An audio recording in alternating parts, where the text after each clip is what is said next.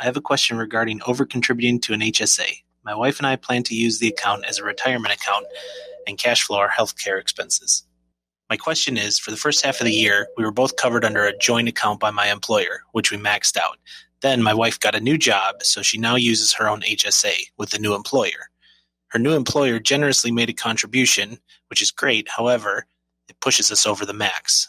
So how the heck do we remedy this situation? Thank you again for all you do. Have a great day. All right, let's talk about your overcontribution to your HSA.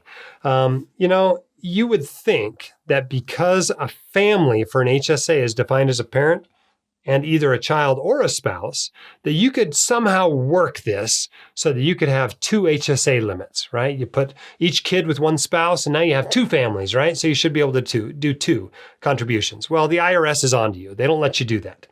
They've got this set up such that you only get the family contribution, even if you guys have two HSAs.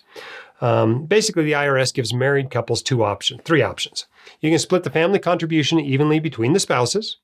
You can put it all in one spouse's account, or you can allocate it unevenly as long as it's a division that both parties agree on. Now, if you're married and living together, you're probably going to agree on it. If you're divorced or separated, maybe you don't agree quite so much. So you got to keep in mind there might be some issues with that, deciding who gets to claim the kid for the HSA, right? But in any case, the IRS treats married couples as a single tax unit, so they share one family HSA contribution limit. In 2021, that's $7,200.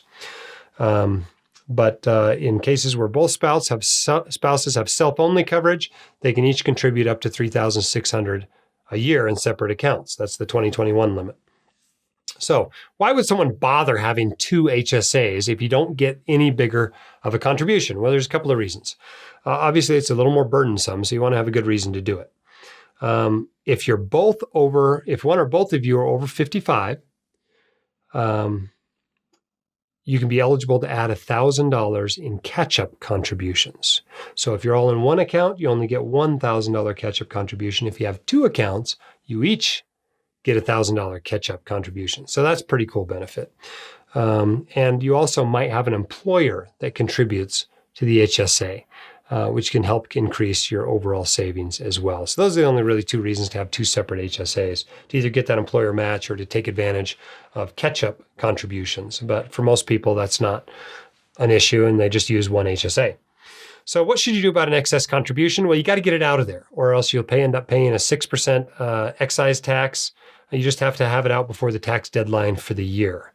So for most people, that's April 15th.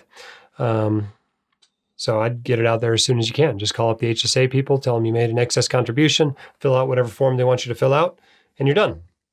If you want your questions answered by the White Coat Investor, record your question at whitecoatinvestor.com/YQA or click the link in the description.